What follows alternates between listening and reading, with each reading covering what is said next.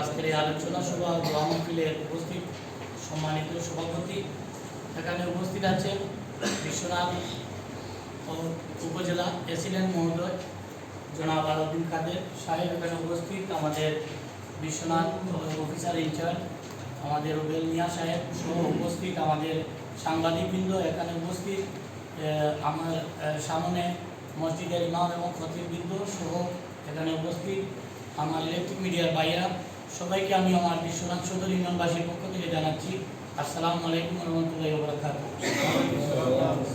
সম্মানিত উপস্থিতি, ইতিপূর্বে আপনারা শুনেছেন, এখানে বক্তব্য দিয়েছেন, আমার ইসলামিক ফাউন্ডেশনের বিজ্ঞজনরা দিচ্ছেন বক্তব্য, আরও শুনবেন আপনারা। আমি শুধু দু একটি কথা বলবো, এখানে সব কিছুই উঠে এসেছে, সংক্ষেপে কথা বললে ভালো হয়, এর জন্য আমি সংক্ষিপ্ত আকারে দু একটি কথা বলবো যে ইসলাম, আমাদের এই রাষ্ট্র হলো ইসলামিক রাষ্ট্র, আমাদের দেশ এই ইসলামিক ফাউন্ডেশন তথা আমাদের মুসলিম ভাইয়েরা এগুলাকে প্রতিনিয়তই গঠন করে থাকে, কিন্তু দেখা যায় প্রত্যেকটি টাইমে আমাদের মুসলমানদেরকে হেয় প্রতিবন্ধ করার জন্য আরেকটি চক্র তারা তাদের ফায়দা হাসিল করে আমাদের কাঁধে বসে। আমরা আজকে দেখেন বিগত সরকার অনেক ধরনের সমস্যা তৈরি করেছে এবং অনেক ভাইদেরকে হত্যা করা হয়েছে, অনেক ভাইদেরকে সাজা দেওয়া হয়েছে, যারা সাজার উপযোগী না তাদেরকে সাজা দেওয়া হয়েছে। এই স্বাধীন দেশে এরকম যেন আর না ঘটে আপনাদের চোখ কান খোলা রাখবেন। অবশ্যই আমরাও প্রতিবাদী কণ্ঠস্বর নিয়ে আসছি। আমরা এই বিশ্বনাথ উপজেলায় আপনারা দেখেছেন ইতিপূর্বেই যতটি সমস্যা হচ্ছে, যত নাস্তিকদের বিরুদ্ধে প্রতিবাদী হচ্ছে, সবগুলোতে আমরা আছি। আমার পার্শ্ববর্তী ইউনিয়নের চেয়ারম্যান, বন্ধু অলঙ্কার ইউনিয়নের চেয়ারম্যান লিটন, আতিকুর রহমান লিটন সহ আমরা সবসময় আপনাদের সহযোগিতা করে থাকি। আপনারা যখন ডাকবেন, আমি সদর ইউনিয়নের পক্ষ থেকে বলছি, আমাকে পাবেন এবং আমার সর্বাত্মক সহযোগিতা থাকবে। আর আমি একটি কথা বলতে চাই যে আমরা জন্মিতেও ইমাম সাহেবের দরকার, মৃত্যুতেও লাগে, কিন্তু মধ্যখানে আমাদেরকে কিছু লোক আমাদের হেয় প্রতিপন্ন করার চেষ্টা করে, তাদেরকেও শিক্ষা দিতে হবে এবং শিক্ষা নিতে হবে। আপনারা আপনাদের স্থান থেকে শক্ত ভূমিকা রাখেন, আমাদের সর্বাত্মক সহযোগিতা আপনারা পাবেন। এই আশা ব্যক্ত রেখে আমি আমার সংক্ষিপ্ত কথা শেষ করছি। আসসালামু আলাইকুম রহমতুল্লাহি ওয়া বারাকাতুহু। জনাব হাজী দয়ালুদ্দিন তালুকদার সাহেবকে অত্যন্ত চমৎকার বক্তব্য উপস্থাপনের জন্য প্রিয়সুরী এ পর্যায়ে বিশেষ অতিথির বক্তব্য নিয়ে আসার জন্য আমি সবিনয় অনুরোধ জানাচ্ছি বিশ্বনাথ থানার সম্মানিত অফিসার ইনচার্জ জনাব রুবেল মিয়া সাহেব।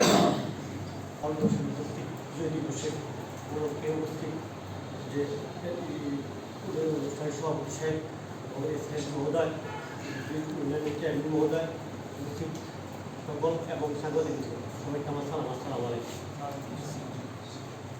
সবাই বিজয় দিবস উপলক্ষে কথা বলছেন, আসলে গুরুত্বপূর্ণ। আমি একটু কথা বলি, বিজয় দিবস উপলক্ষে প্রত্যেকটা বিজয়ী, প্রত্যেকটা আমাদের এই দেশ যেহেতু মুসলিম কান্ট্রি, মানে ইসলাম মুসলিম অধ্যুষিত দেশ, আমাদের প্রত্যেকটা বিজয়ী আলেম ওলামাদের ভূমিকা অত্যন্ত, এটা আসলে গোলার কিছু না, ব্যাপার কিছু না।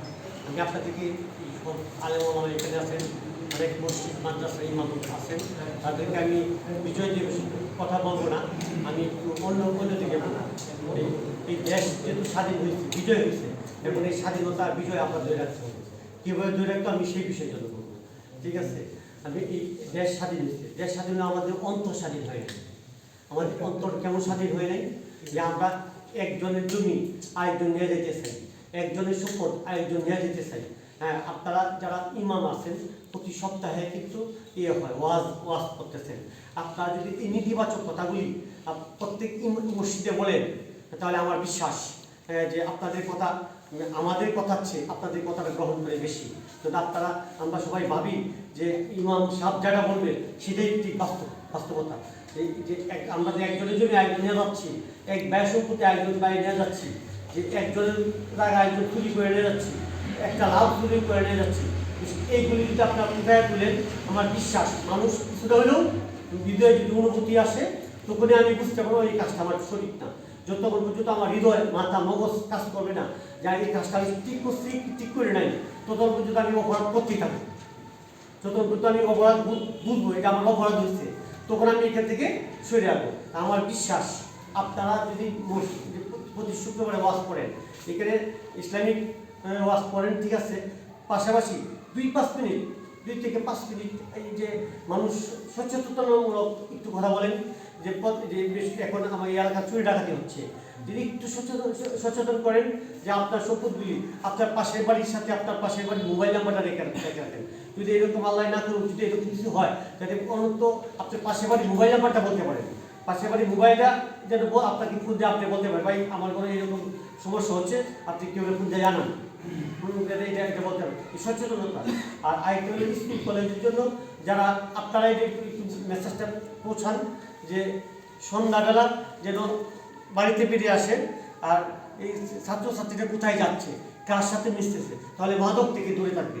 তারপরে যদি একটা মাদক থাকে, এর চেয়ে ভয়াবহ আর কিছু নাই, এর চেয়ে ভয়াবহ। এটা যদি আপনারা একটু মাদকের কথা বলেন, যে দেখবেন এই গার্জিয়ান সতর্ক হবে, সতর্ক না হলে এই দেশ ধ্বংস হবে। প্রত্যেক ঘরে যদি মাদক থাকে, একটা মাদক থাকে, সে কতটা প্যারেশান, কতটা হয়রান, যার ঘরে মাদক আছে সে বুঝতে পারে।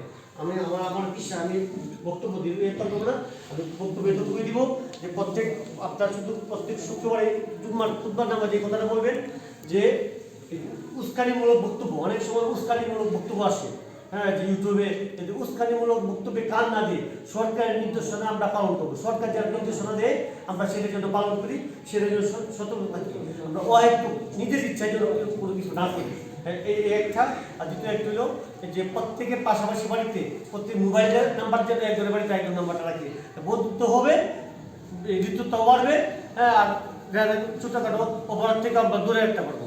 আর একটা হলো যে আমার ছেলেমেয়েরা এরা কোথায় যাচ্ছে, সন্ধ্যার সময় ফিরে আসছে কিনা এবং কার সাথে মিশছে, এইগুলি যদি আপনারা একটু প্রচার করেন, প্লিজ খুব আপনাদের এলাকা স্মত হবে, ভালো থাকবে ইনশাল্লাহ। এই কাজটা করার জন্য আমি সবাইকে আহ্বান জানাচ্ছি।